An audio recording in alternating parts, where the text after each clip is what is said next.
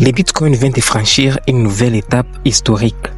Plus de 118 000 $, les institutionnels se ruent, les ETF explosent, pendant que les petits investisseurs restent curieusement calmes. Mais jusqu'où ira-t-il? Et surtout, que devez-vous savoir maintenant? Restez jusqu'à la fin, car vous allez découvrir ce qui cache réellement cette envolée spectaculaire. Mais avant de continuer, pensez bien nous laisser un like, un petit commentaire pour nous soutenir, parce que c'est ça qui fait vivre notre chaîne, et surtout abonnez-vous si notre contenu vous plaît. Ces derniers jours, le Bitcoin a dépassé les 118 000 $, atteignant un nouveau record absolu. C'est du jamais vu. Il y a un an, il tournait autour de 57 000 $, mais aujourd'hui, c'est plus les doutes.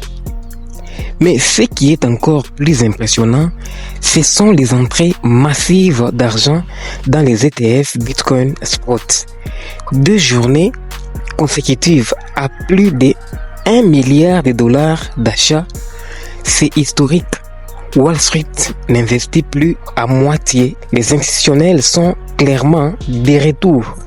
Et pourtant, un délai étonnant, l'intérêt du grand public est encore timide. Les chercheurs Google pour les mots Bitcoin sont 60% plus faibles qu'en 2021 ou qu'en novembre dernier lors des élections américaines. Alors, que signifie ce décalage?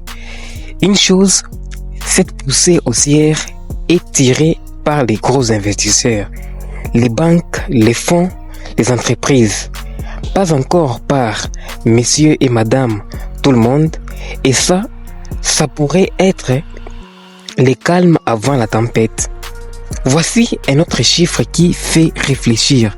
Chaque mois, les petits porteurs achètent 19 300 bitcoins, mais les réseaux ne créent que 13 400 bitcoins en même temps. Résultat, la demande dépasse l'offre. Et comme vous le savez, moins il y a de bitcoins disponibles, plus les prix des bitcoins montent. Ce phénomène, c'est supply squeezy.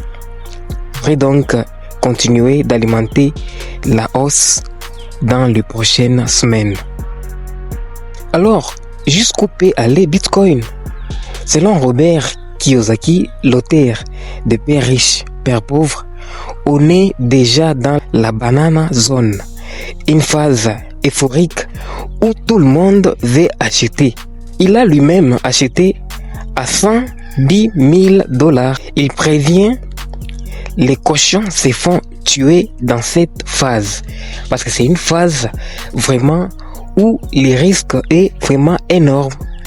De son côté, un grand conseiller financier américain pense que le Bitcoin pourrait grimper à 160 000 $, voire même atteindre 500 000 $ si la dynamique actuelle continue.